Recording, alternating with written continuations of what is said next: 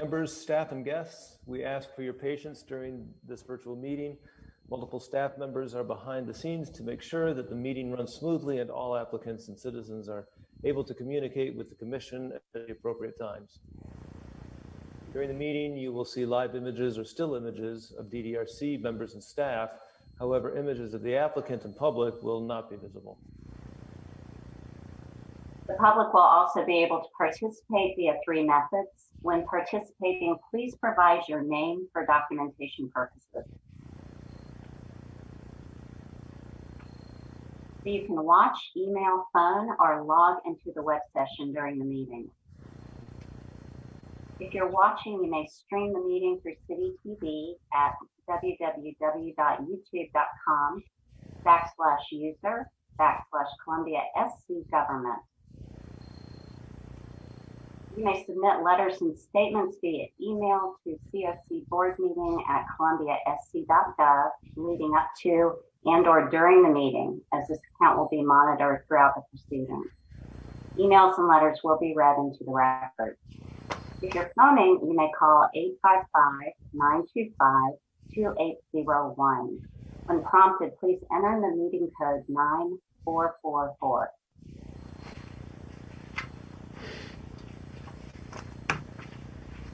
Those participating by phone will receive 3 options on how to participate.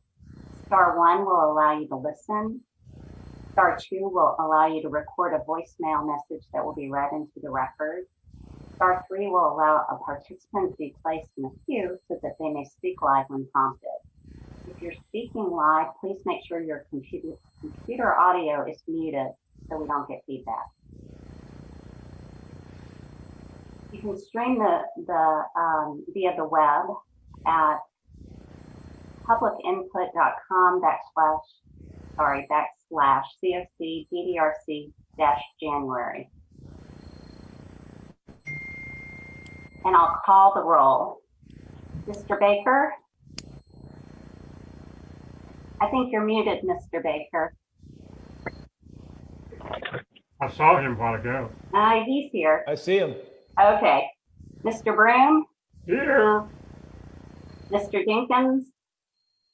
Here. Thank you. Ms. Fuller-Wilt? Here. Ms. Jaco? Here. Mr. Salibi? Here. Mr. Savory? Here. Mr. Wolf? Not present yet. We have quorum though. Yeah, he was muted. Taylor's here. I was muted. Fantastic. Thank you, Mr. Wolf. In order to avoid ex parte communications, DDRC members are under strict instructions not to discuss cases under consideration with the public or with each other outside of the public forum. The meeting typically starts with staff calling the case, giving a summary of the project, and then calling on the applicant to present if they wish. Decisions are typically made in one evening. Decisions may be appealed within 30 days to a court of competent jurisdiction. Oaths will be administered individually as we hear either from applicants or from live speakers. Applicants with requests before the DDRC are allotted a presentation time of 10 minutes.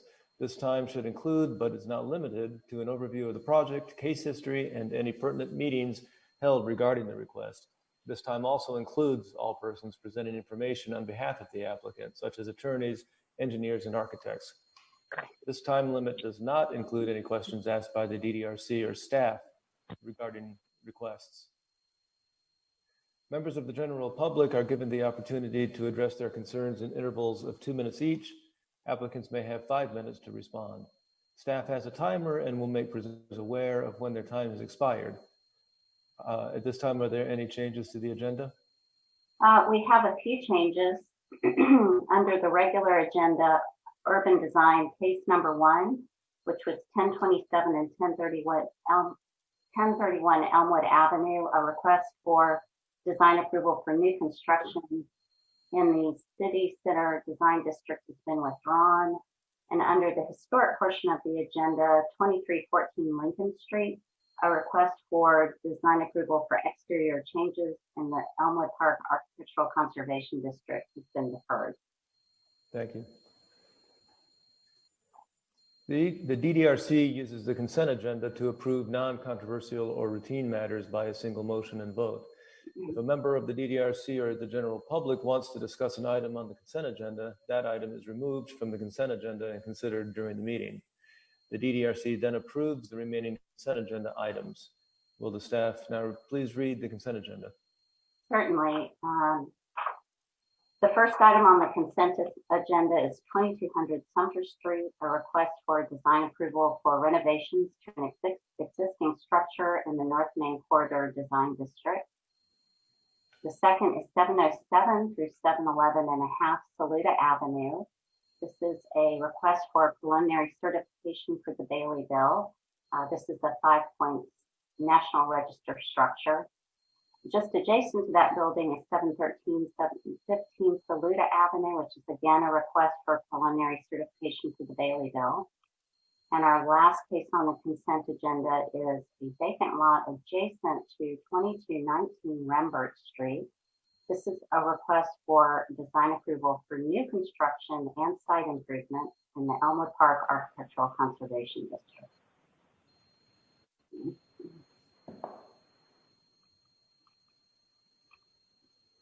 Thank you. Is there anyone from the DDRC that would like to take an item, any item, would like to remove any item from the consent agenda? Hearing none. Is there anyone from the public that would like to have an item removed from the consent agenda?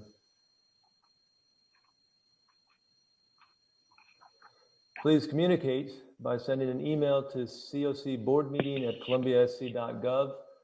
Please communicate via phone by pressing *2 to leave a voicemail or *3 to speak in person, and we will pause for a moment to allow communication from the public.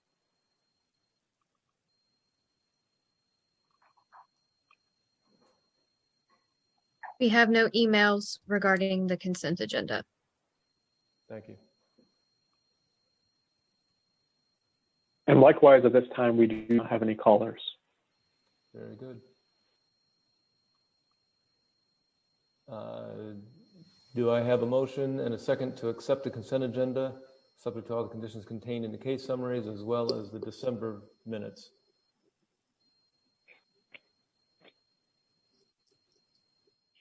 Is there a motion? I'd like to make a motion to accept the consent agenda and approve the December minutes.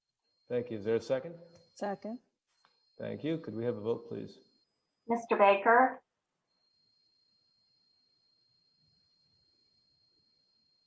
I can see you saying yes. okay, thank you. Mr. Broom,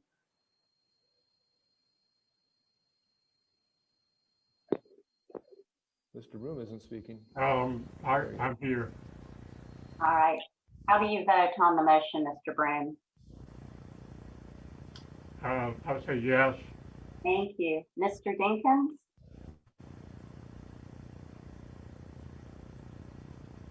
Yeah. Am I there? Yes, you're with us. I was trying to make the motion. Sorry about that. Yes. Thank you. Ms. Fuller-Wilt? Yes. Ms. Jaco? Yes. Mr. Salibi? Yes. Mr. Savory? Yes. And Mr. Wolf? Yes. The motion passes. Thank you.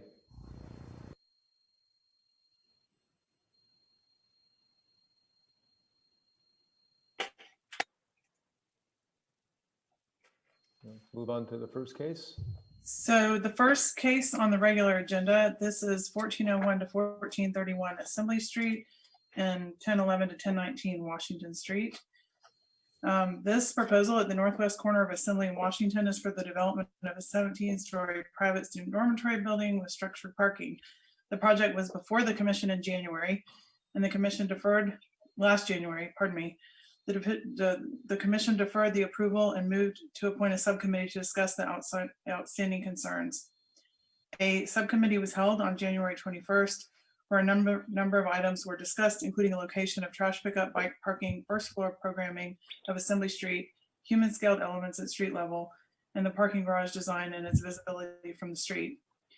The project, approved by the commission in March of last year, went through some significant design changes in the following months.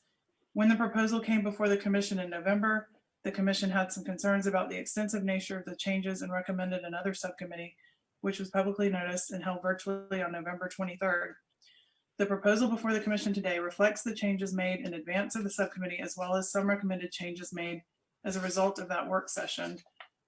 And I'll read the staff recommendation, and then I'm going to let the applicant walk through the changes in their presentation. The applicant has made some changes to address the concerns raised at the November hearing, as well as at the subsequent work session. While the design subtracted some of its strongest features from the March approved version, staff finds that the design substantially meets the design guidelines and recommends approval of the request, conditional upon all further developed details and Washington Street storefront features be reviewed and approved by staff. And I'm going to, Andrew Savoy, the applicant, is here, along with some others from his team, and I'm going to stop sharing so that they can share their screen and click through their presentation. Hey there, can everybody see this? Yes. Yes. So, hey everybody, I'm Andy Savoy with CRG. I also have Jay Case, who's the principal in charge from CRG, and Bob Neely, who's with the LeBaron Johnson Collaborative, who's our architect, on the line here. Jay, do you want to say any early words about this?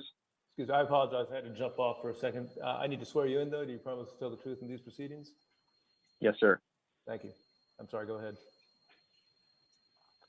Jay, do you want to say any words kind of up front before I go through the design changes, or you want me to just hop straight in?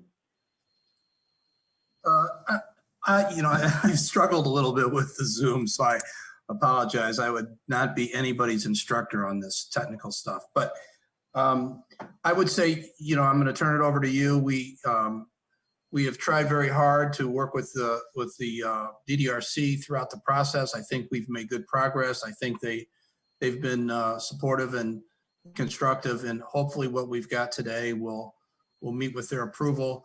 I'm around if there are particular questions you think that you need to ask, but I'm going to turn it over to Andy. He's got a good handle on details, and let's go from there. Okay. So the presentation I'm showing you today, this reflects the changes that we've made since our initial presentation on November 12th of last year. And a lot of those were driven by the November 23rd design subcommittee, as Lucinda mentioned. I'm just going to run through these initial slides here, which everybody's seen before. So the site is at the intersection of Assembly and Washington Street. Now, in the initial design we had a U-shaped building that went all the way to the edge of Washington. And in our November design changes, we pushed that back a bit and programmed a lower portion of the building, a bustle, if you will, along the front. And you'll see that a little bit later. And so when we first presented back in November, the DDRC members had a few concerns, namely the glazing along Assembly. They thought that facade was a little bit too closed. They thought that, there's a white section of the building that they thought we could improve by adding some color changes to establish a rhythm and proportion so that it read more as a cohesive whole rather than just a collection of windows in a large field. There were some things we were doing along the street frontage of Washington that I'll get to, and also some garage screening along the western portion of our building. So what you're looking at now is the shape of the tower. It's a U-shaped tower, and this is that lower portion of the building that I mentioned earlier. The entry to the garage is the same as it always was for the past year. As well as the entry to the building on the corner of Washington and Assembly. So nothing has changed as far as the entry goes. This is the lower level of the parking. So you would pull in off of Washington Street. We have a utility yard here that's open to the air, but there's a large wall here that reads as kind of one continuous building element all the way across. You'll see that in elevation and in renderings later. This is the lobby level, so Washington Street slopes upward from west to east. So you would pull in to the lower level here, but by the time you get to the corner, you're 10 feet higher than that. So this is the level that's above the floor that I just showed you. And this is the standard parking deck. This is our amenity level, which has not changed since our November presentation. And the typical unit floor plate. And so this is where I'll get into some of the changes we made. So initially, when we presented this white section of the building, which is the back part of the U, this is set back from the street at least 100 feet, that was all white. And it read as just kind of a collection of windows in a field of white. And so one of the recommendations that was made during that design subcommittee was, can we introduce some color changes to reinforce kind of a larger rhythm here so that it reads in a way that's more cohesive and less just a collection of parts. So we have done that by incorporating these gray spans of stucco in the back. One of the other things was that this is the wall that is in front of that utility yard. And so initially these were left open. And one of the recommendations was you program murals to be located along the street frontage and coordinate that with One Columbia, and we're certainly happy to do that. We've made a change to the entry, basically driven by these mural panels. We just kind of aligned everything with this mezzanine mullion here, and so we've taken this lintel and brought it up from where it was, which is about halfway, to basically just align so that there's that nice horizontal line that sweeps across the site. This is the assembly facade. So I'm gonna actually go to the previous submittal just so you can see the difference. So this is what we had submitted and talked about back in November. We had this solid portion of the building here. We had glass along the street that in the DDRC's view is not sufficient. So we've made the glass corner of the building wider along assembly. And then we've also added more glass along the assembly facade all the way down the side of the building. We've also, instead of having this solid feature here where the elevators are, we now have spandrel glass flowing upwards in front of the elevator. So that would look just like a typical window. Let's see, go back to this is the north side of the building. Again, we've incorporated this color changing in the stucco as a way to establish some rhythm to the facade. And that was previously just all white. And then along the west side of the building, here again, I'll show you, this was what that looked like without the color change. And this was the west side of the building before. We had this opening here that we've now kind of kept the vertical lines of the windows going all the way down to the ground floor. So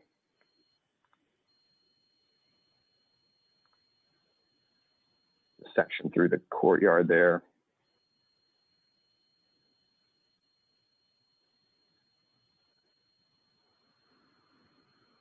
And so these are the new renderings. So this shows more glass at the corner here and more glass at the ground floor along assembly. We were at about 33% open along the ground floor at assembly, and now we're around 50% open.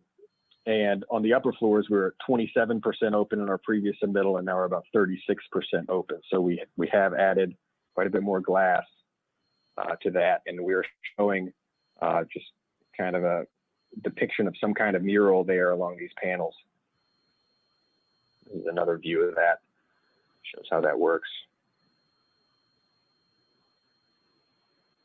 This is the entry. So there would be a door here to enter the project. So this is looking at from the corner of Assembly in Washington. This is looking at the northeast corner of the building. We're going to be programming a plaza for the Richland County Library entrance as part of our project.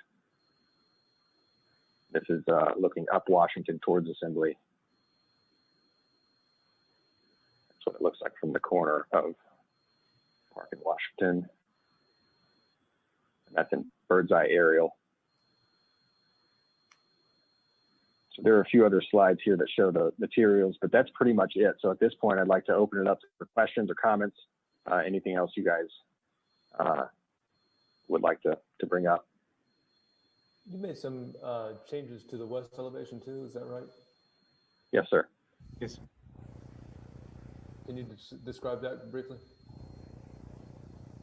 Right, so this west elevation, there was previously a larger opening here. So this expression of the windows didn't carry all the way down to the bottom. So we've carried that all the way down. So this side looks completely finished rather than having this open hole in the side of the wall there. And I can actually pull up what we had. So we had this in the previous submittal. I remember correctly. I just wanted to make sure. Yep. I remember correctly. Yeah, this is Yep. a huge improvement over the previous. Any questions for the applicant from any commissioners? Okay, you have, you still maintain the 50/50 opening of the parking garage, is that correct?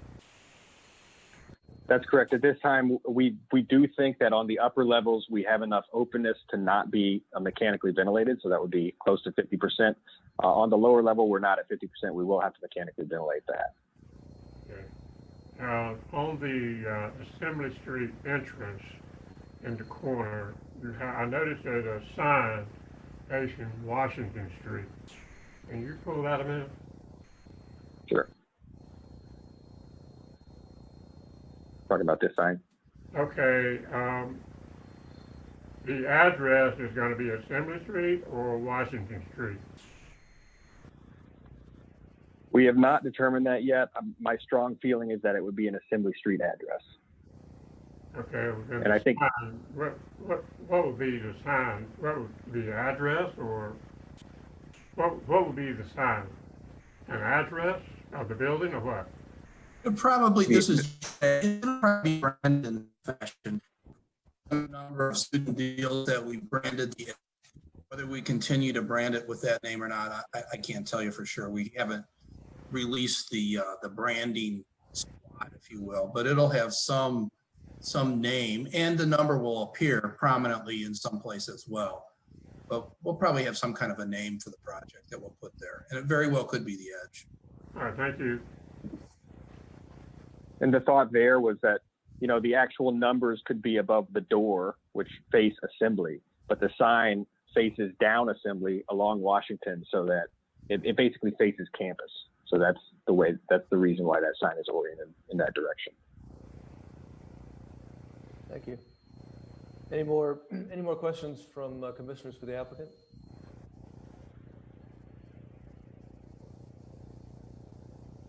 Doesn't sound like it. So I think staff wants to move to our next slide for public input. Should I stop sharing? Yes, if you would.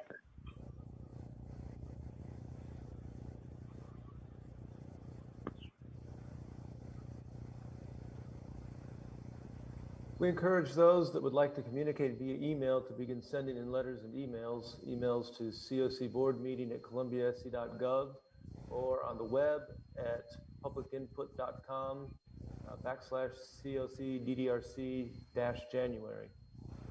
For those wanting to leave a voicemail or speak live, call 855-925-2801. When prompted, please enter the meeting code 9444, then press *2 to begin leaving the voice message. Or if you would like to speak live, press *3, and be sure to your computer audio is off to avoid feedback. We'll now hear comments that have been received in writing.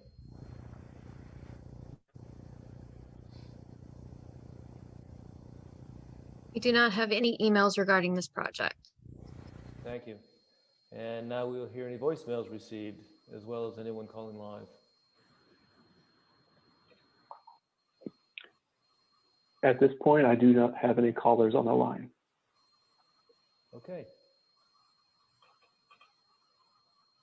Have we received any new correspondence, or are there any new callers in the queue to speak?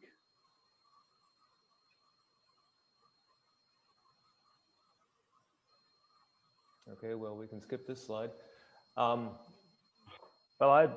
yeah, my only real comment is that I think that you have responded to everything that we've asked you to respond to. I think that the project is improved as a result. I don't really have any other comments myself. I don't know if others do before we move. I ask somebody to make a motion.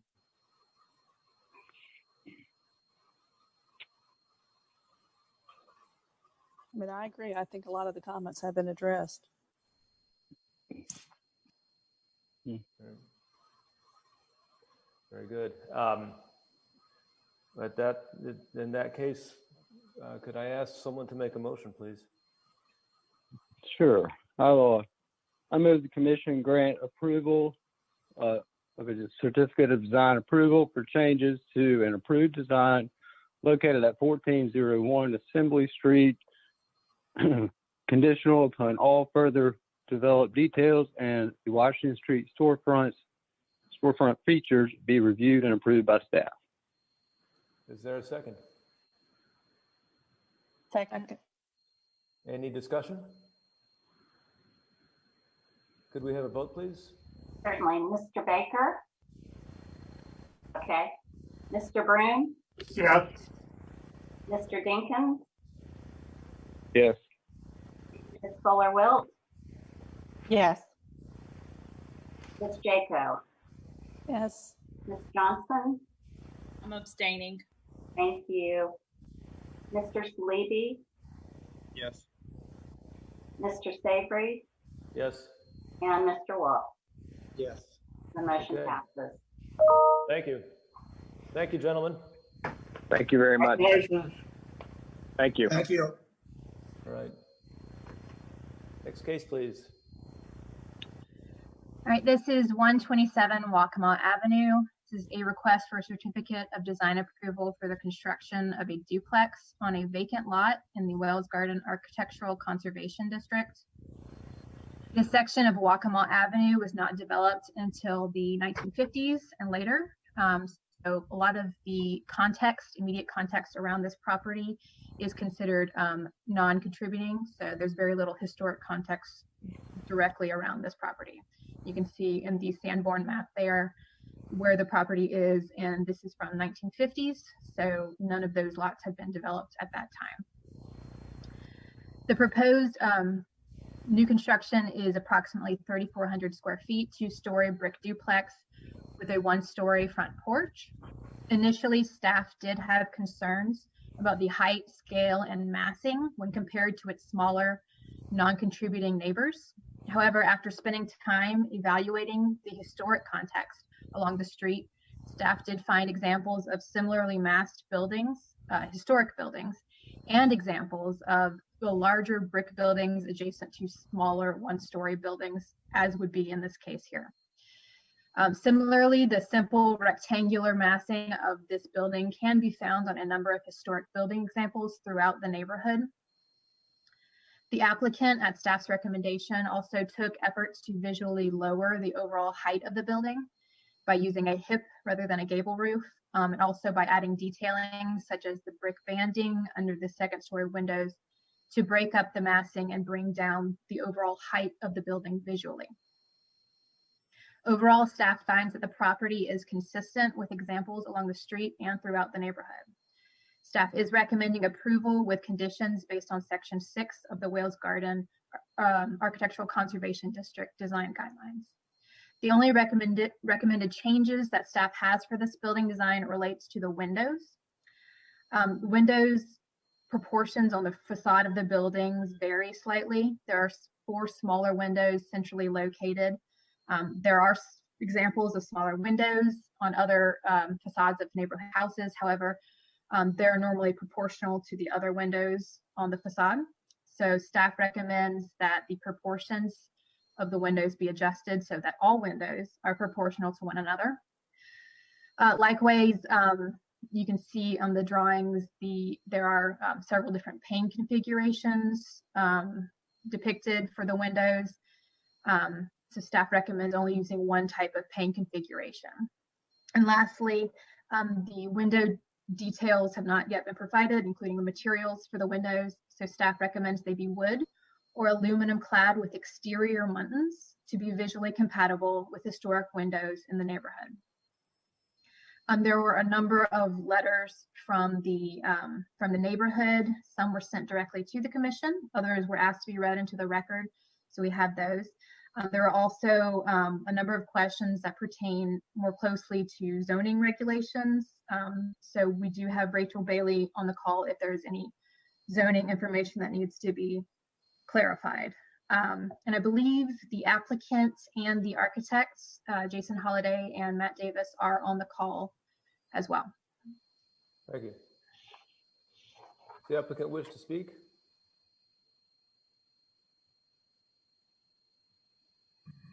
Hey, this is Matt Davis. I'm kind of just testing to see if you hear the audio. Can you hear the audio? We can hear you. If you could, you've just stated your name, but do you promise to tell the truth in these proceedings? Yes, I do. Thank you. Hey, this is Jason Holliday. I'm here as well. Can everyone hear me? We can. And will you be presenting as well? Yes. I mean, I'll be glad to kind of go over an overview of it, and if y'all have any questions, I'll try to answer them. And I had read the letters that some of the immediate neighbors had sent in, and I believe we tried to address all their concerns. I need to swear you in first. In that case, okay. Promise to tell the truth in these proceedings? Yes, sir. Okay, thanks. Go ahead. Sorry. Yeah, I mean, we purchased the property with the intention of building a duplex there because it was zoned for a duplex. Matt and I have worked a good bit with Rachel to try to make sure it conforms with all the guidelines and try to make it fit in with the neighborhood and try to make sure everyone was happy with the product we build. I've been building for 12 years at least now and have done a lot in that area and Forest Acres and Heathwood and other areas. We build good products, nice products, and hopefully this will add to the neighborhood. Like I said, we tried to meet all the qualifications. Okay. Are there any questions? If that's your everything that you intended to say, are there any questions for the applicant from DDRC members?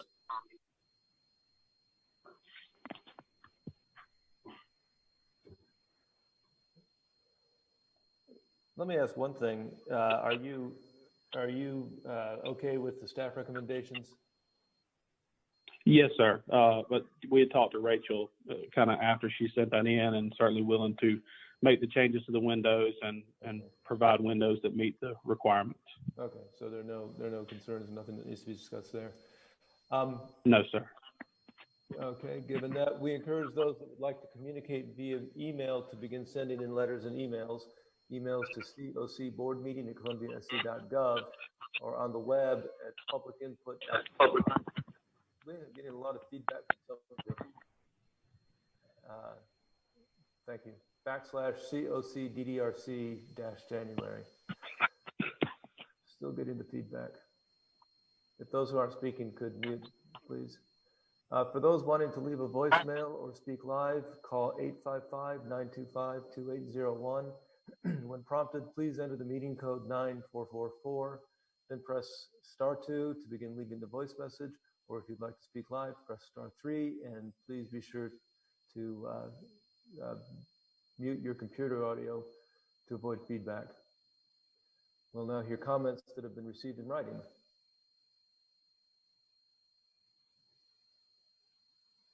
Okay, we have 4 emails that have come in this afternoon or this morning. So I'm going to start with the first one that we received. This is from Mr. and Mrs. Trueluck from the neighborhood. Dear members of the DDRC, our names are Myers and Elizabeth Trueluck. We are the homeowners and residents at 129 Hardin Street. Our rear driveway faces Guacamole Avenue directly across the street of the site of the proposed duplex at 127 Guacamole. We are writing to implore the Design Development Review Commission not to approve the plans for this duplex at 127 Guacamole. The plan as submitted depicts a banal and inspired student housing duplex, the design of which is visually incompatible with the surrounding structures and the overall character of the historic neighborhood of Wells Garden. The size, scale, and mass of this large 6-bedroom multi-student student housing structure, which as designed will be crammed onto a small and slender lot between two existing homes, is visually and disruptive to the existing scale and feel of the neighborhood.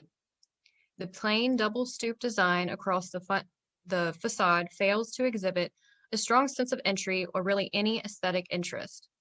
While it is true that historically there have been a few duplexes scattered throughout the neighborhood, they have exhibited eclectic and interesting architectural styles ranging from Mediterranean, Spanish Revival, Tudor, and the like.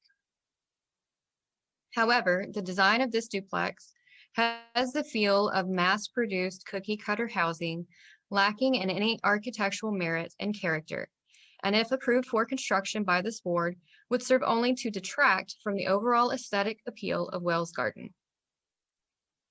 It has been long established that the character of a neighborhood is defined in part by its streets, sidewalks, trees, and other plantings.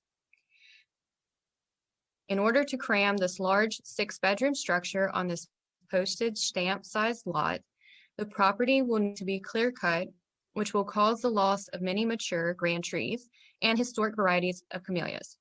To reference the clearly stated goals as published by the DDRC, one of the factors considered in determining the appropriateness of proposed work within a historic district is to consider the adverse environmental influences new projects will have on the area.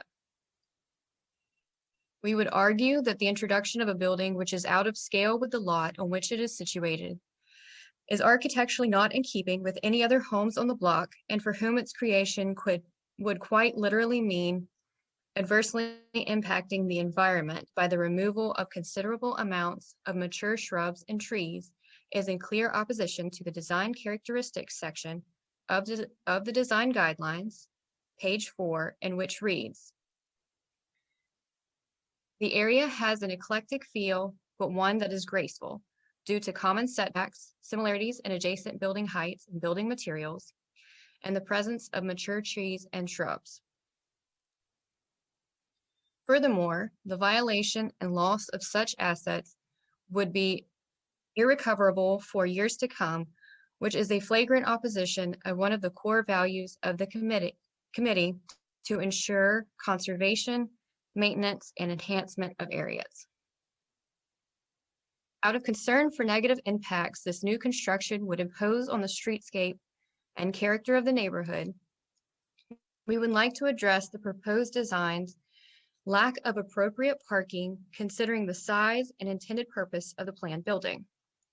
Since this student housing building would contain 6 bedrooms, it would stand to reason that the residents would have at minimum 6 vehicles and likely twice that many if there is double occupancy in the bedrooms.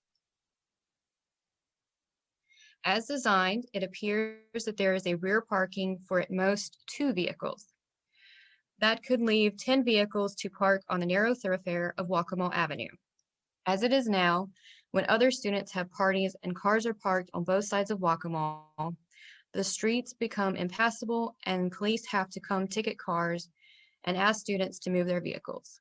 With the current design of this building, this obstruction would be a daily occurrence which negatively impact not only the overall character of the neighborhood, but the safe flow of traffic on a city street. Per the pictures below, you can clearly see that no more than 2 cars are able to park in front of the lot in question. This picture was taken this summer shortly before the police issued tickets to all vehicle owners and required that all vehicles be moved elsewhere.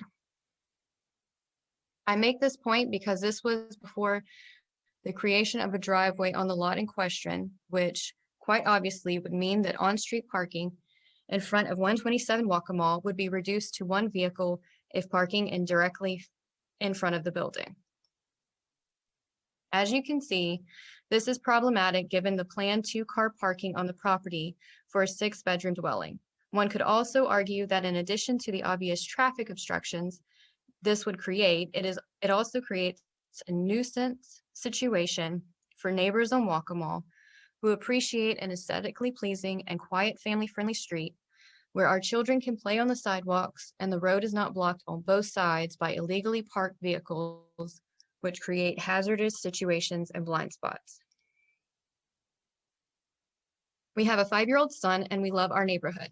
People in Columbia seem to be of the opinion that Guacamole Avenue is just a wasteland of raucous student housing, and to a degree, it has become that.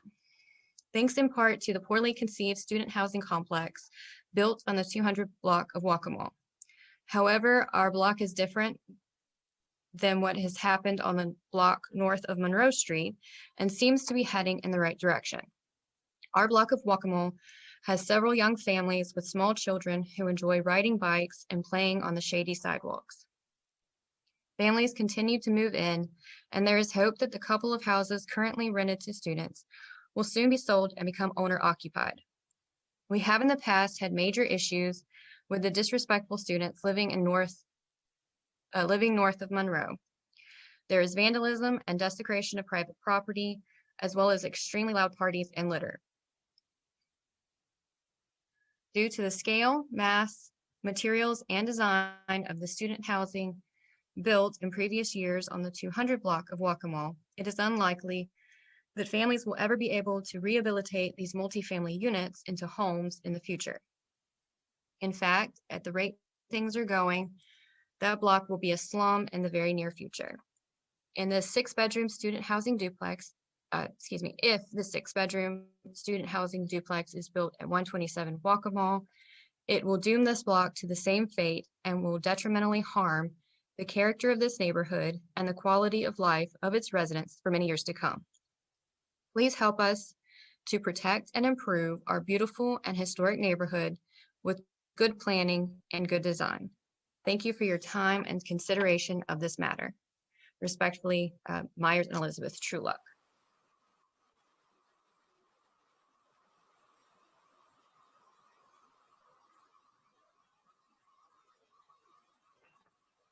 Sorry, I was muted. Thanks. And I think you said there were some other emails? Yes, we have 3 more. So Okay. This will be the second. Christina, pardon me for interrupting. We usually have a 2-minute window that we hear comments with. I'm sorry. Right. Are these all long letters? They are of varying length. I believe that was the longest, though. Are they all in opposition? They are all in opposition. Okay, well, let me ask the applicant. Ms. Moore is correct. You have the opportunity, if you want, to respond to each one individually, which you can do, or if you would rather respond after we've gone through all of the public comments, you could do it that way as well. What's your preference? I can just wait and respond at the end. Okay. Rachel had forwarded the emails to me, and the next letter is, I think the same person wrote the letter, to be honest with you, because it's almost the exact same thing. And I can just respond to both of them, or I didn't know there was a third, but I can respond to them at the end. Okay, very good. Thank you. This is Angie. May I ask if the letters that the emails that you'll be reading are the same as the ones we've already received via email?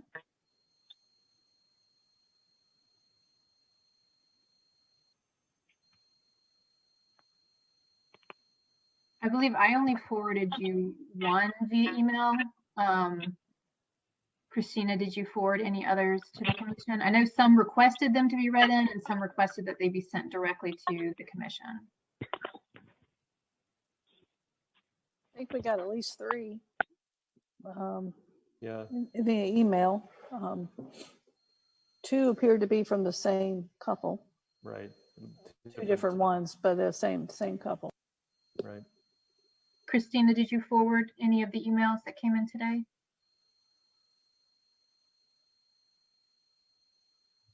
Yeah, some of these were today, early this afternoon or late morning. Yeah, I think the ones from Guy Jones, those two were today. See, I can.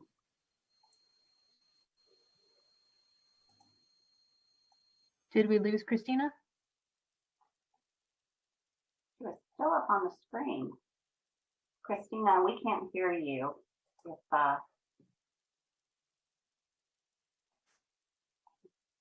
yeah, she's still in. Hang on just one moment. Let me see if I can figure out what was sent earlier today. We received an email from the one from Guy Jones and Cynthia Flynn. And that one was asked to be sent just directly to y'all, right? I believe. Yes, I think so. And then they had a brief follow-up one Okay. after that. We received one from Todd Avant, a letter. That's right. That's the other one. Days ago. There's a letter from Karen Hall, which she asked to be read into the record. Okay. So I don't think I received that one. okay, so let me see if I can read that into the record for y'all and see if Christina can reconnect with us. This was received today. It says, to whom it may concern, I'm writing to you today asking you as designated representative of the citizens of Columbia on the City of Columbia Design Development Review Commission to help protect my neighborhood and family. My name is Karen Hall. I'm the homeowner at 121 Waccamaw, directly next door to the proposed duplex. I'm tremendously concerned by both the design of the duplex and the addition of student housing in my immediate neighborhood. Both the design and occupant changes this development will bring will negatively affect my family's quality of life, the safety of the neighborhood, our property values, and the character of the 100 block of Waccamaw from Monroe to Hayward. Number one, design. The proposed design is poorly conceived for the 127 Waccamaw lot. The lot is really quite narrow, and any attempt to put a duplex on the lot will result in the same problems with the current design, namely a looming two-story building pushed up against my property with only a 5-foot setback by the driveway necessitated by providing significant parking for a duplex designed for students. The lot is much better suited for a single-family home that would more appropriately fit on the lot and would not necessitate, a parking lot next to the backyard where my children and dogs play. Number two, parking. Even with the parking lot in back, there is inadequate parking for the size and use of the structure. 3-bedroom, 3-bathroom units in this part of the city will inevitably be rented to students. The likelihood that they will all be from separate families is high, meaning that 6 extra cars will need to be accommodated in the immediate vicinity of my house. Assuming that 4 cars can really fit in such a small parking lot, and I'm unconvinced that the current plan really takes into account the maneuvering room necessary for a 4-car lot, that would still require 2 permanent spaces on the street. With the driveway, there isn't enough room in front of the house for the extra cars, not to mention all of the friends that will be in and out. Currently, there is a duplex occupied by students at 133 Waccamaw. During this last finals period in December, it was a nonstop party at that house. I had to call the police at one point because the noise was coming through the walls of our house in the early hours of the morning. So many friends were visiting that I had a difficult time pulling into my driveway due to their careless parking. The thought of exacerbating that situation with 6 additional students and their 6 additional cars and their multiple potential guests with their multiple potential cars is both infuriating and disheartening. Number 3, safety. When I first moved to Columbia, I was sitting in a parking lot near a student housing complex and watched a student make an illegally wide turn off of Rosewood and smash into the front of a minivan. Having witnessed the accident, I approached the distraught minivan driver offering to share information with the police or her insurance.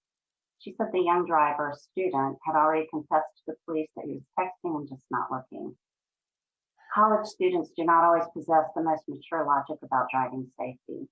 On weekends, we hear rumbling mufflers zooming down the street from the student housing further down Waccamaw. There are a number of small children near the age of my 4-year-old son on this 100 block of Waccamaw. They are just learning to ride bikes and still developing impulse control.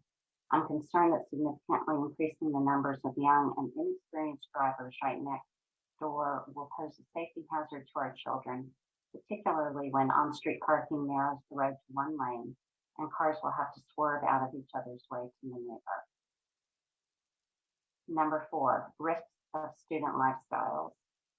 Last month, I was walking my dog near the corner of Weed and Waccamaw. It was sunny and warm, and students were out in their yard several houses down playing music.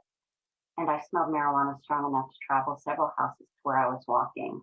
Also last month, in between Thanksgiving and finals, I was out taking care of a sick child and saw drunk students walking in groups up and down the street in front of my house. My daughter has a window overlooking the house at 133 Waccamaw, has also complained about cars coming at all hours of the night, staying for only a few minutes and leaving. I'm not saying any of this to be puritanical, but I really do rely on the protection of laws against drug use and underage drinking, since my daughter has PTSD related to the addiction issues with her bio mother, and drug use and drunkenness is a trigger for her to have panic attacks. I know that most of the students in local colleges are responsible good kids, but with student housing, it is a revolving door of tenants, and the risk of drug use and public drunkenness is not theoretical. I've witnessed both in just the past 2 months. Please understand that all of the laws about parking spaces and zoning and the principles of our conservation district are meant to protect families like mine. Please read these rules in favor of protecting my kids and the concerned families on our block. Number 5, property values. There are real advantages to living in this part of Wales Garden. We are within walking distance of great schools. We are close to downtown and the attractions there. And most of all, we have a cohesive, kind network of neighbors to support each other. It feels very unfair to permanently decrease the desirability of this great neighborhood by authorizing a too big student housing structure jammed onto a narrow lot and bringing with it a perpetual revolving door of students who will be uninterested in the context of the neighborhood and who will bring in too many vehicles to our quiet street. Number 6 is neighborhood character. The Wales Garden Architectural Conservation District principles and goals stress maintaining residential patterns and being respectful of context. These principles protect our neighborhood and are meant to maintain the lovely character of our neighborhood. Our block of Guacamole from Monroe to Hayward, with the exception of the house at 133 currently used for student housing, is made up of single-family homes with quiet, serene yards, lots of old tree shade, and fronting onto a quiet road. It is the kind of sanctuary that the Conservation District principles are meant to protect. Please do not undermine the character of our neighborhood for the sake of one ill-fitting student duplex. Thank you for considering my concerns. I understand that I have written a more personal than pro forma letter to you. It is because I am keenly aware that I need you as my citizen representative to help protect my family and neighborhood. Please read the regulations and Conservation District principles in light of the totality of our circumstances as concerned neighbors and make the right decision to deny the proposed structure. With respect, Karen Hall. Thank you. Is there another? Let me see. There are 2 more. We have one from Mr. Franklin Adams and one from Joy Chu, I believe. I think Christina is back on. Christina? Still can't hear Christina.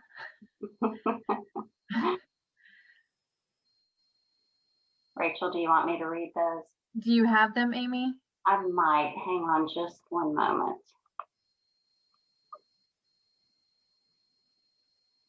Amy, can you hear me? Yes. Yes. Okay, there we go. All right, good. All right, I'll continue with the letters. Thank you.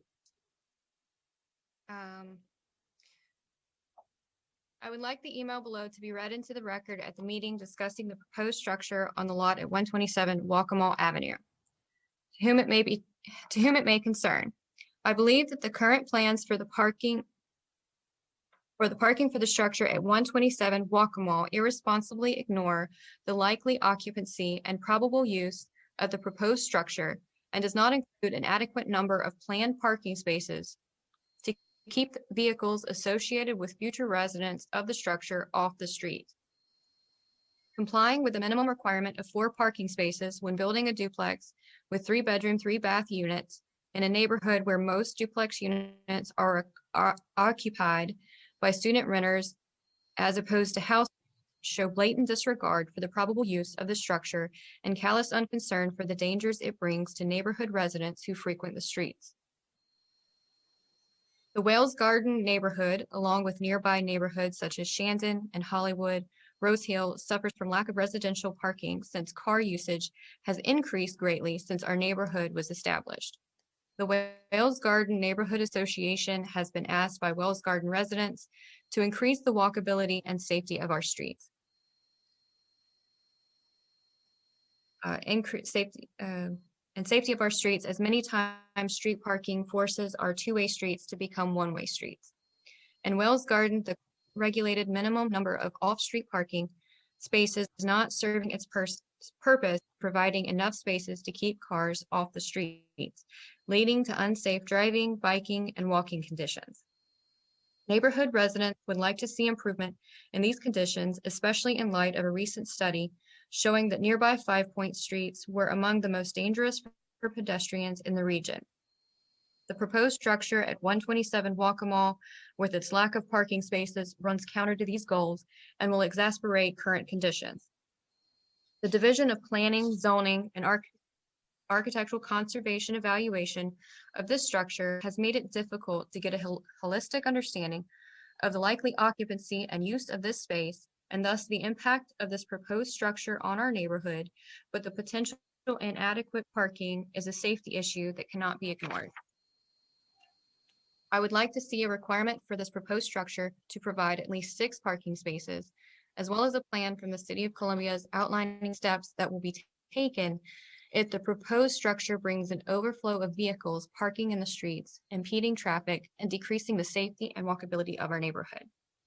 For new and proposed construction, I believe that there should be parking provisions that are in line with the probable usage of the new construction, and I cannot see how this proposed construction has demonstrated considerations in this regard.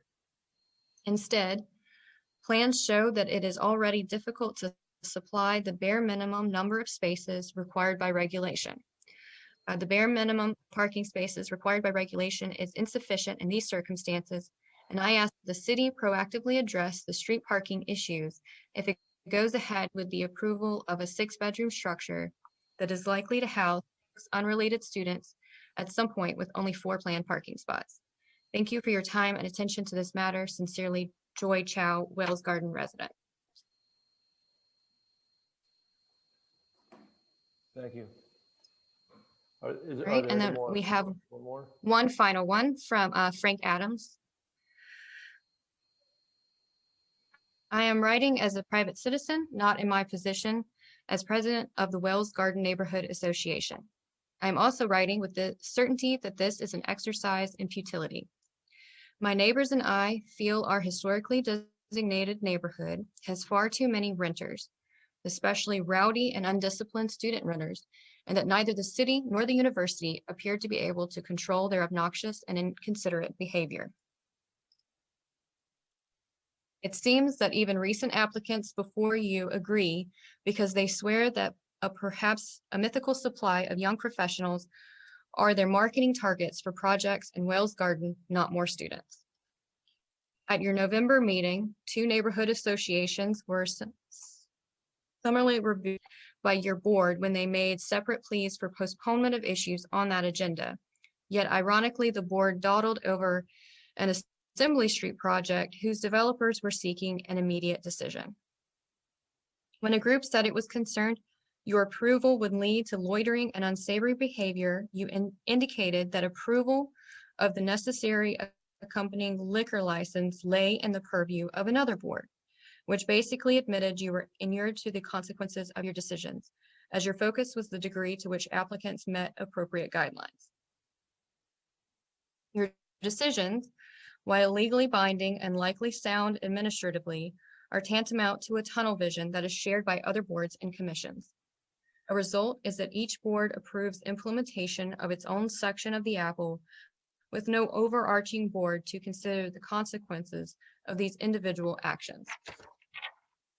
This focus on material specifications, the trees overshadows the forest, which is the continued rise of rental units with far too often unwholesome and unruly immature tenants, who were not in keeping with the expectations of my neighborhood.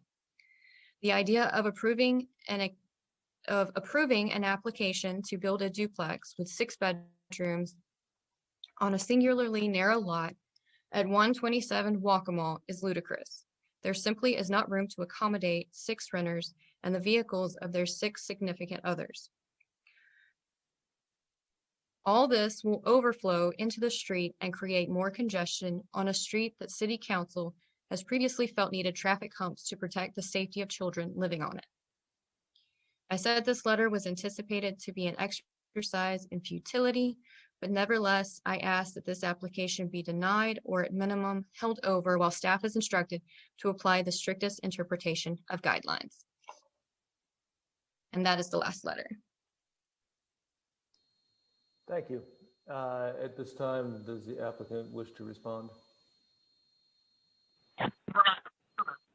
Yes, I'd be happy to respond now. I'll try to keep it brief because I know we've heard a lot. But the parking issue, I mean, certainly we tried to work and accommodate off-street parking as well as try to keep some green space so that we would not take away all the natural beauty, because there are a lot of camellias and all that on the lot. So we were trying to keep some green space along with trying to get adequate parking.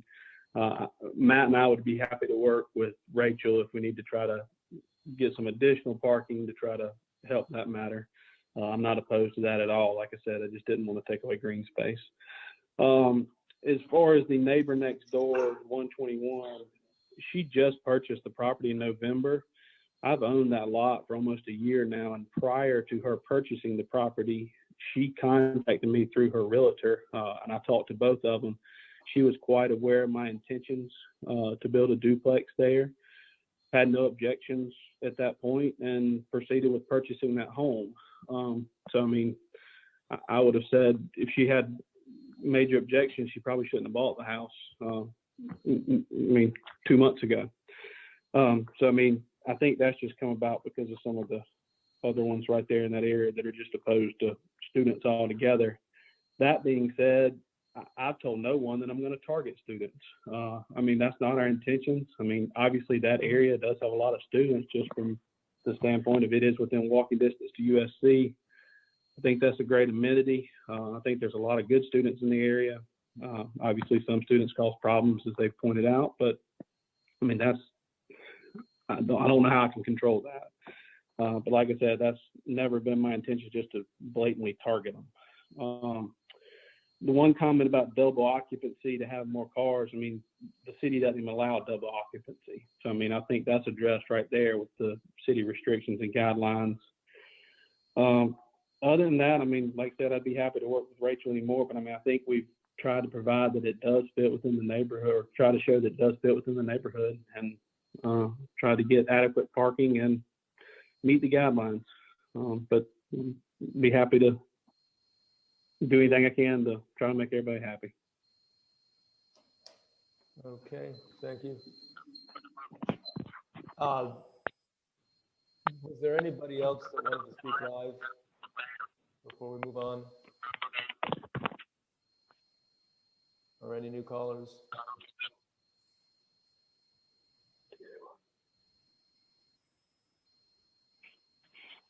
I take that means that there are not. Hi.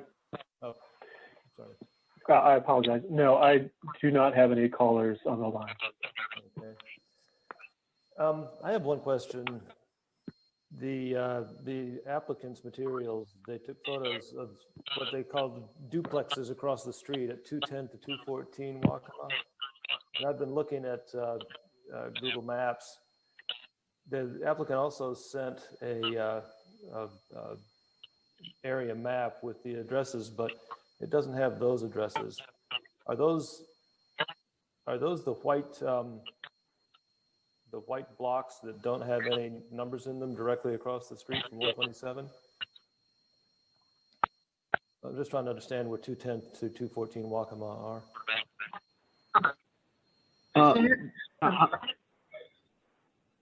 I'm going to let Matt chime in on this as well, because he helped me with the layout. But I mean, directly across the street is a vacant lot that backs up from Hardin Street.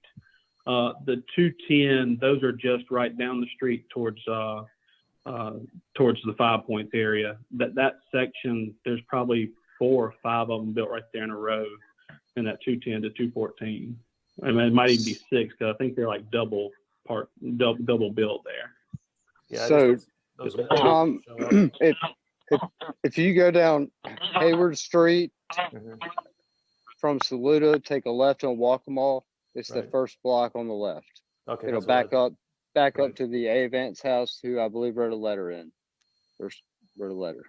Okay, so that first block of, so they're on, if you make the left on the Waccamaw, those houses are on the right?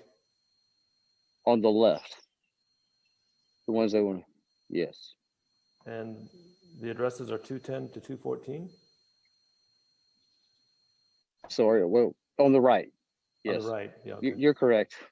Okay, that's, Thinking- all right. I'm So getting those turned three- around. Those 3 or 4 structures there that you've Yeah. taken photos of, those are, and are we looking at the, those are the facades that face Waccamaw? Yes, those larger multifamily units were approved by a previous BDRC several years ago. And these are the facades that face Waccamaw? Yes. Okay. I guess another question I would have, just to be crystal clear, is I think, well, Rachel, I think that, or did you reviewed this, I think, in terms of the massing, several of the letters referred to the massing as being out of scale with the neighborhood. Can you respond to that? Yeah. I mean, I mentioned I did initially have a similar concern, but I spent some time along Waccamaw, just looking at all the houses and how they relate to one another. I think you can see, Lucinda, if you're controlling the slides or whoever is, I have some examples. Yeah, so you see the white house next to the big brick house next door. You have a 2-story kind of rectangular brick building right next to a lower 1-story house. There are, other examples of it. There's a variety of housing types throughout Wales Garden. Waccamaw is particularly mixed in the sizes that it has. So I did initially struggle with the massing a bit, but after spending some time in the neighborhood and actually looking at how adjacent houses relate to one another, I felt like it was more in keeping with what I was actually seeing out on the street. Chairman, may I ask Rachel a question? Absolutely. Does this proposed development completely fit within the zoning regulations, or do they have to go for, I guess they have to go to planning commission because it's more than 5 units, but is it allowed outright, and do they meet parking? It's allowed outright and it meets parking. Rachel Bailey is on the line if there needs to be, if she can explain it better, but yeah, as far as everything she's looked at, she said it meets zoning. Yeah, hey Sanford, this is Rachel Bailey. Yes, the use is permitted outright. Besides it triggering historic preservation review, everything is approved and meets zoning. There's been no other Board of Zoning Appeals or any kind of changes made for it to meet the base zoning requirements. Thank you. Okay, those answers some of my questions as well. Are there any other questions from commissioners? I quite frankly, I sympathize with them, with the neighborhood, and I understand their concerns. And I just feel like, the design is in our purview. I don't think that we're, given the purview to control who rents there or the crime or where people park. And I would like to sometimes in front of my house, but I think the design substantially meets what the intent is of the guidelines. Who lives there or not, I don't know. Yeah, you're correct. Unfortunately, it was, one of the writers was particularly frustrated with, apparently, with our commission for having tunnel vision, but we also have a limited purview, which is very frustrating sometimes. I couldn't agree more. I don't live far from this location, and student housing, my personal feeling is it's a real problem. It's a real problem, but use is not within our purview, and that's from a strictly from a legal standpoint, we can't make decisions based on use. It's very frustrating. But I mean, I would recommend. Sorry. Go ahead. Maybe I'd recommend to the neighborhood association that they'd go, and propose something to city council for more police or, those type situations. I just don't, unfortunately, like you, feel like this is the commission. They can do that. Yeah. I can walk to this location, so I understand. Right. And well, to keep the conversation on track, and so I think all commissioners understand we've been through this before, but our purview is strictly what staff has responded to. Assuming that it meets zoning, wouldn't get to us if it didn't meet zoning. It sounds like it meets zoning in every way, according to Ms. Bailey. So I think our questions, we're very restricted in our purview. Our questions really need to pertain to the architectural merits of the case. Whether that's frustrating, however frustrating that may be. Are there other comments or any other questions from other commissioners?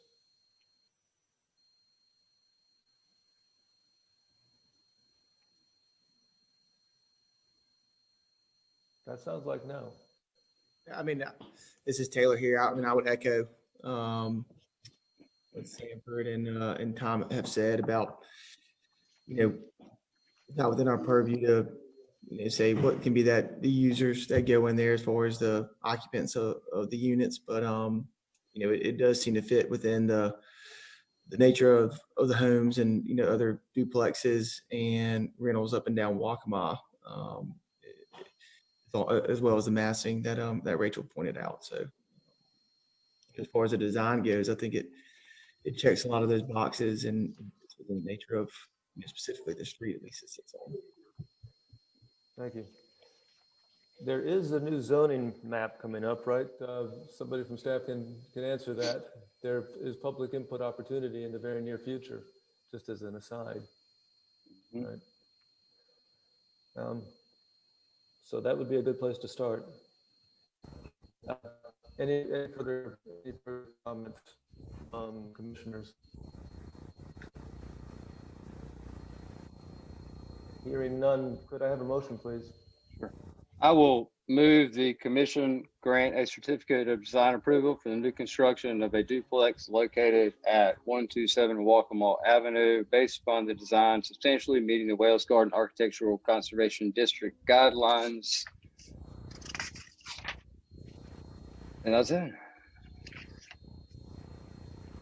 And did you include staff recommendations? Oh, I'm sorry. Excuse me. Can you repeat that?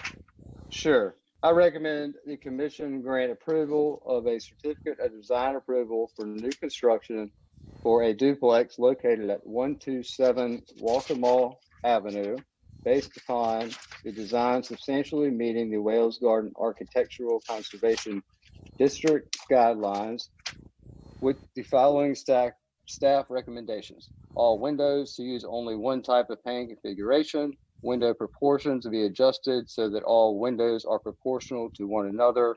Windows should be wood or aluminum clad with exterior mutants to be visually compatible with historic windows in the neighborhood, and all other details deferred to staff. Thank you. Is there a second? Second. Any further discussion? Hearing none, could we have a vote, please?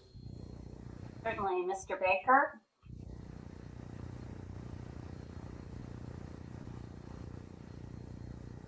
Is that a yes, Mr. Baker? Yes. Thank you. Mr. Broom? Yes. Mr. Dinkins? Yes. Ms. Fuller-Wilt? Yes. Ms. Jaco? Yes. Ms. Johnson? Yes. Mr. Salibi, Yes. Mr. Savory, Yes. Mr. Wolf. Yes. The motion passes. Thank you. Next case, please. So the next case is a request for a certificate of design approval for an addition on a circa 1876 to 1879 two-story wood-sided hip roof Italianate style structure. The residence is both a Group 2 City of Columbia landmark and located in the Elmwood Park Architectural Conservation District. The structure features many intricate details, including the chamfered columns supporting the two-story porch, carved brackets supporting the wide eaves, and 6/6 double-hung windows which reach to the floor on the facade and create the appearance of triple-hung windows. The rhythm of openings on the structure is highly symmetrical and evenly spaced. The form, openings, and details make this structure an excellent and high-quality example of the Italianate style. The applicant is proposing an addition to the second story of an existing one-story addition sited at the rear of the structure. The proposed addition is wider than the existing addition by approximately 2 feet 4 inches on either side, creating a cantilevered appearance which is inconsistent with the existing architecture of the building.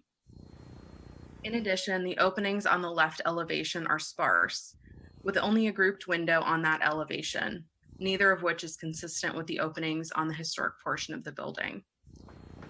This addition will be highly visible on the left elevation from Gadsden Street and around the corner on Aiken Street.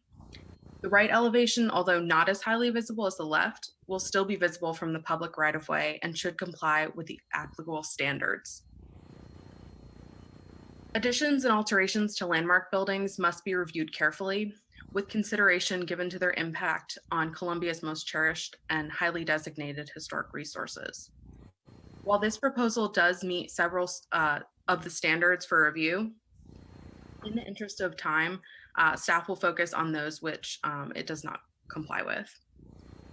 Standard H, new additions, exterior alterations, or related new construction shall not destroy historic materials that characterize the property. The new work shall be differentiated from the old and shall be compatible with the massing, size, scale, and architectural features to protect the historic integrity of the property and its environment. Size and scale. The size and scale of the proposed addition and its interaction with the existing addition is not consistent with the architectural style of the structure. Cantilevering is a construction technique that is more commonly associated with modern architectural styles rather than the mid-19th century Italianate style. This is also not a feature found historically in this neighborhood. Staff is recommending that the walls of the proposed addition be aligned with the existing addition to the first story. However, there may be additional solutions involving alterations to the existing addition that would allow the applicant to achieve additional space if desired. Should the existing addition be altered, the walls of both the first and second story should align and be inset by at least 1 foot on either side of from the historic structure. Alterations to the existing addition would require at minimum review by staff and potentially by the DDRC as well. Massing. The size and scale of the proposed addition informs the massing of the structure as well. The larger second story creates a cantilevered feature and varied massing not found on the original structure. This standard requires that the massing of the addition be compatible with that of the historic building. Introducing a complex feature of this kind to a structure with relatively simple massing is not consistent with this standard. As noted above, staff is recommending that the walls of the proposed addition be aligned with that of the existing addition. Rhythm of openings. The rhythm of openings on the left side of the addition is not consistent with the existing structure. The left elevation as proposed has a paired window with a 4/4 pane configuration. There are no visible examples of paired windows on the structure, and all of the windows feature a 6/6 pane configuration. In addition, there is a nearly 16-foot section of unarticulated wall space, which does not reflect the pattern of openings on the historic structure. In order to make the openings on this elevation consistent with the existing structure, staff is recommending that the paired window be replaced with a single double-hung 6/6 window. Another full-size double-hung window should also be added to the left elevation with final placement to be reviewed by staff. If desired, the window need not be functional on the interior, but should appear on the exterior. The materials for the proposed addition have also not been submitted to staff for review, so these details should also be submitted for approval.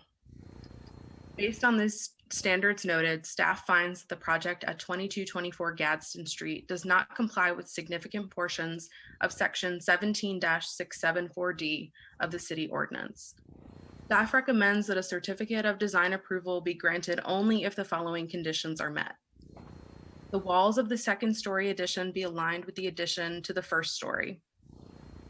A double hung window matching the windows on the original structure be added to the left elevation with the final location to be approved by staff. The grouped windows on the left elevation be removed and replaced with a double hung window. This window may match the smaller window size on the left elevation of the existing structure. Exterior materials and details be submitted to staff for approval, and all other details be deferred to staff. Thank you. Is the applicant here? Do they wish to speak?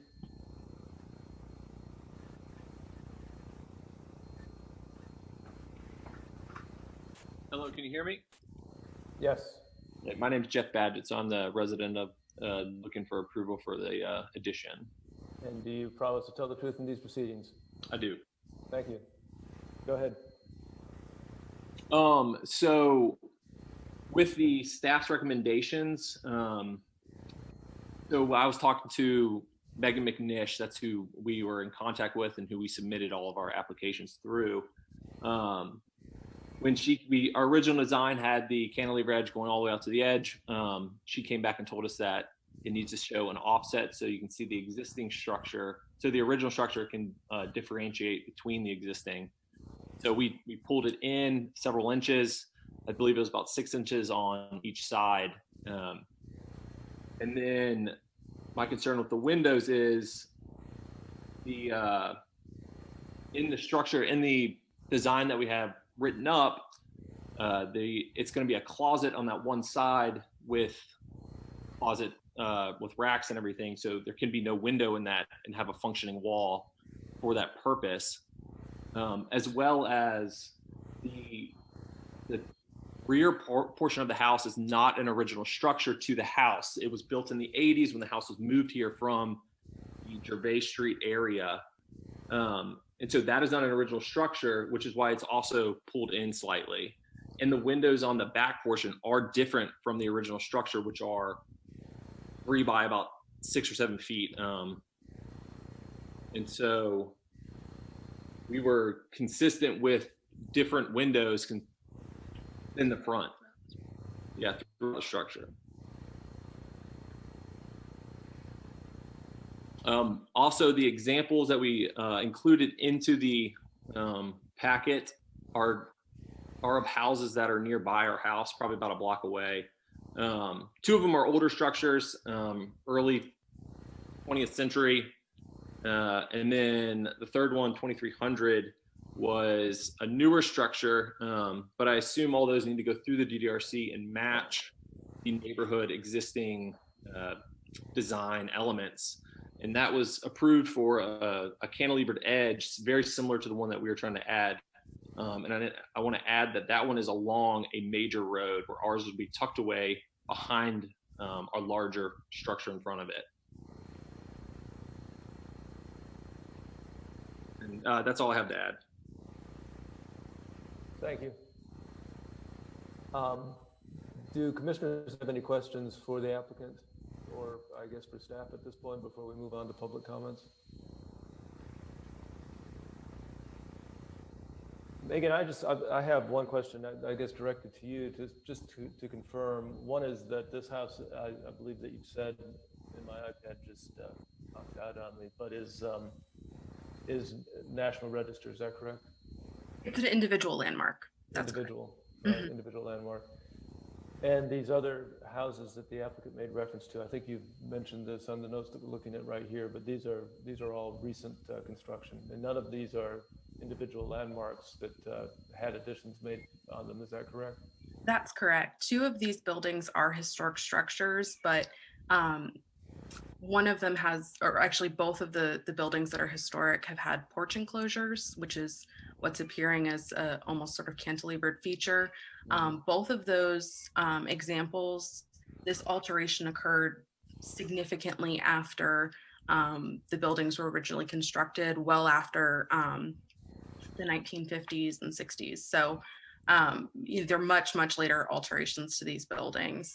The new construction was built in 2003. And I believe Amy may be able to jump in and clarify on this further, but I believe the standards for review have been updated since then. But again, none of these are individual landmarks. That's correct. Okay. Thank you. Any other questions before we move to public comment? Okay. We encourage those that would like to communicate via email to begin sending in letters and emails. Emails to cocboardmeeting@columbiasc.gov or on the web to publicinput.com/cocddrc-January. For those who would like to leave a voice message or speak live, call 855-925-2801. And when prompted, please enter the meeting code 9444. Then press *2 to leave a message or *3 to speak live. And please make sure your computer audio is off. We'll now hear comments that have been received in writing.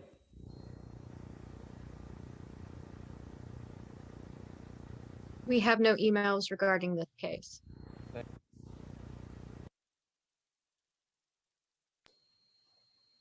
The host muted me temporarily there. And now we'll hear any voicemails that have been received, as well as anyone who's calling live.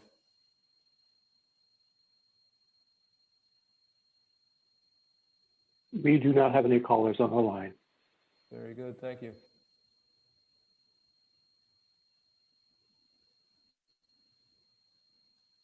Okay, we can move past that.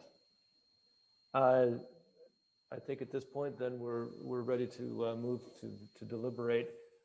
I'd be curious to hear from other commissioners about this case.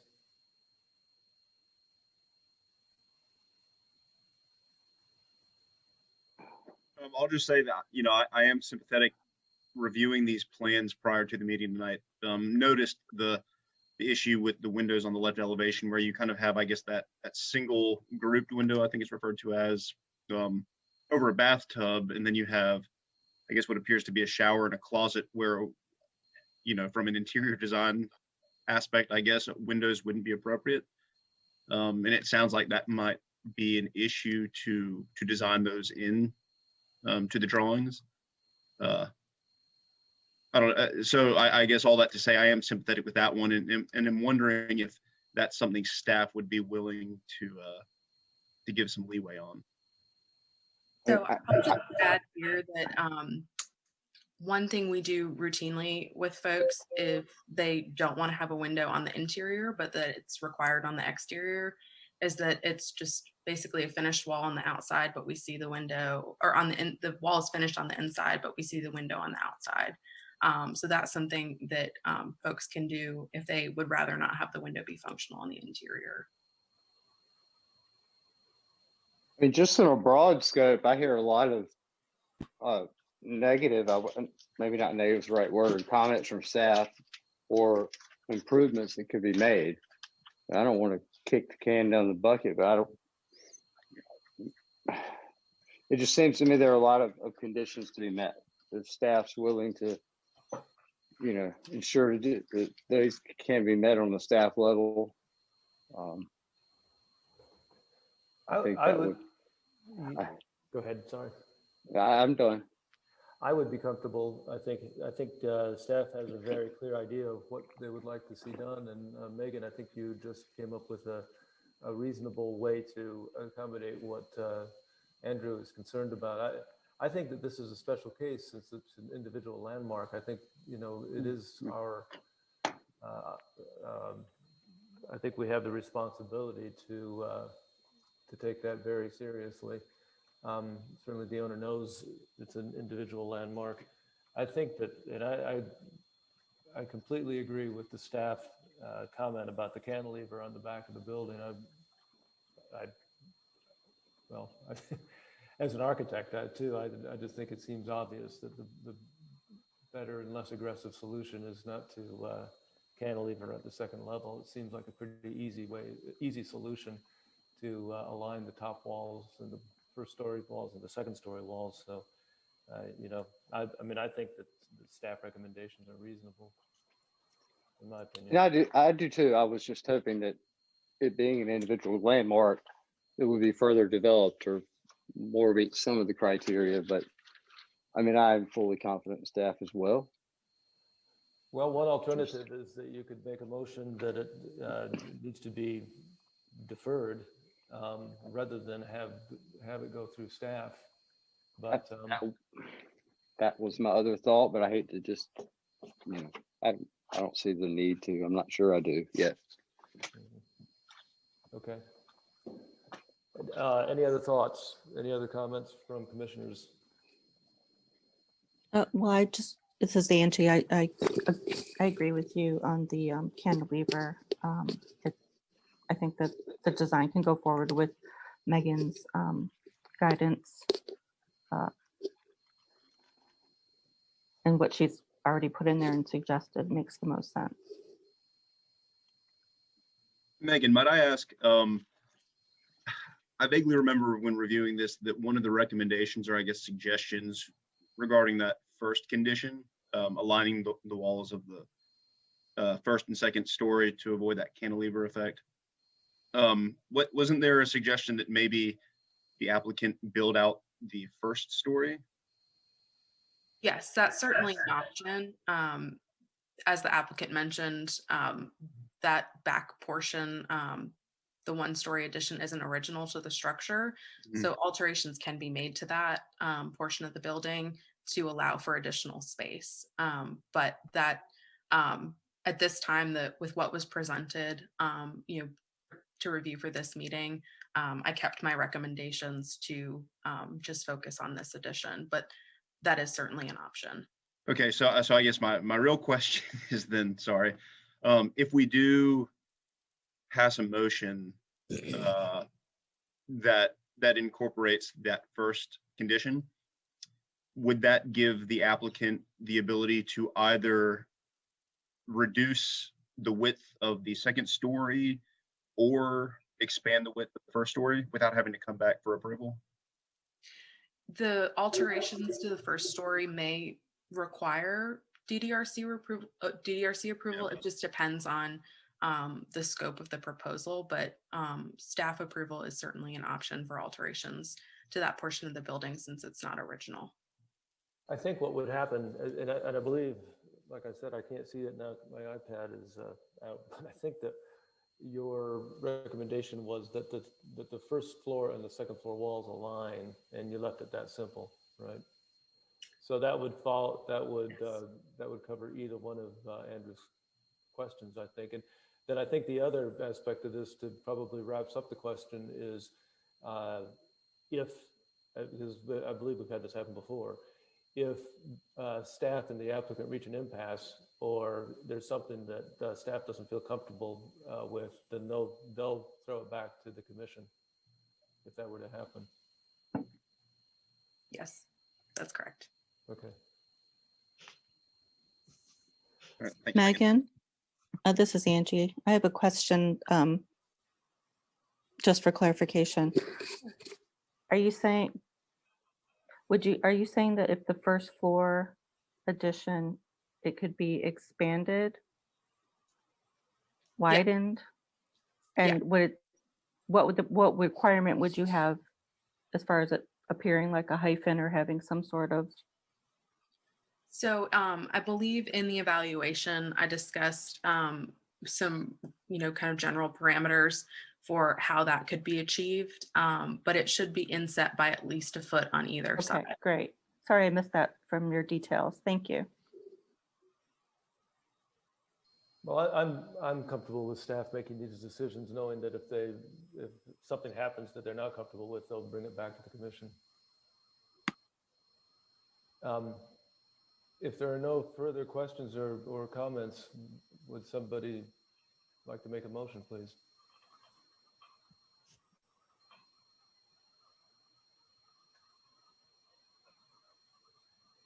Yes, I move that the DDRC grant a certificate of design approval for 2224 Jackson Street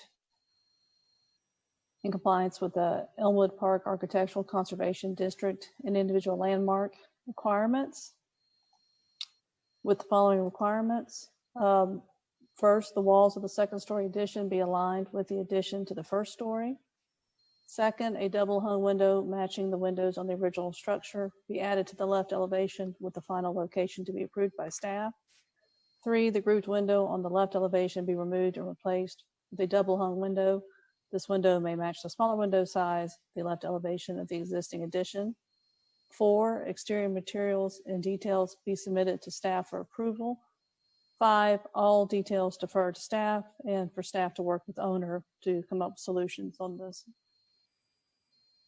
Very good. Is there a second? Second. Any further discussion? Could we have a vote, please? Certainly. Mr. Baker?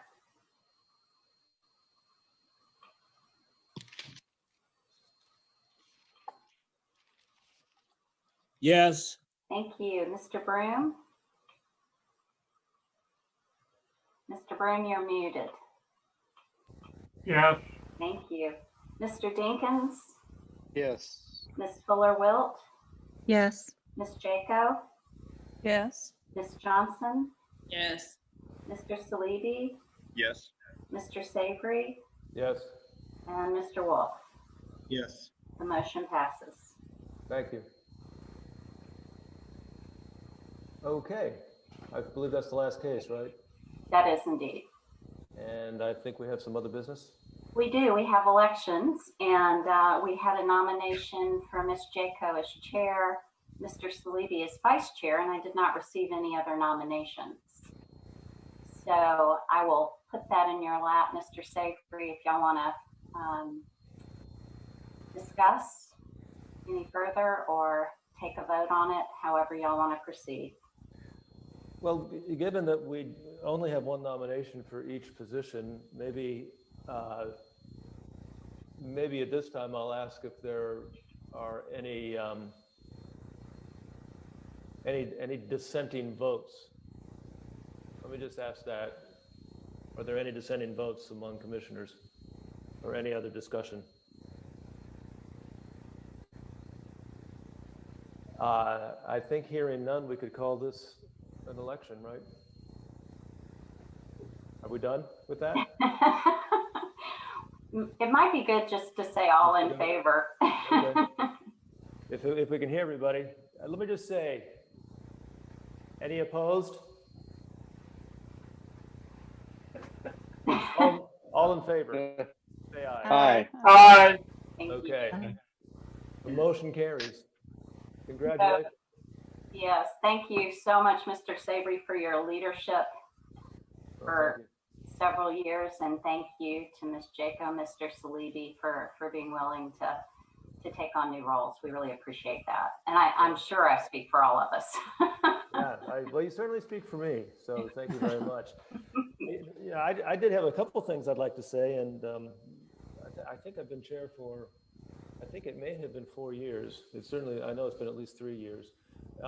Some words of encouragement and some words of urgency, I guess. I think what I have noticed over the past several years are a few things. One is, and we saw this today, is the narrow purview that we have.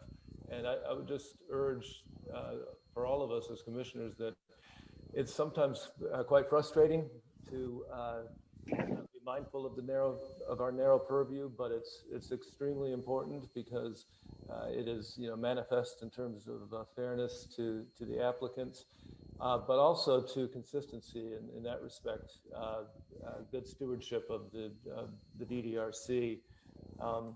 I've been in Columbia. When I moved to Columbia 25 years ago, the DDRC was just being created, and I was a strong champion of it. And I do believe that it's been very good for the city of Columbia. And at the same time, it's equally important to enforce the guidelines. We have a great tool in these guidelines and, you know, a great responsibility as commissioners to actually enforce them. And I have to say, if, you know, for instance, when you have an opportunity well within our purview to have an applicant make a minor alteration to a building in order to ensure that a sun-baked street will be able to have trees planted on it, that's within our purview, and I think it is our responsibility, and our responsibility not just to the commission but to the citizens of Columbia to take every opportunity within reason in interpreting the guidelines to ensure that we continue to increase the quality of the built environment.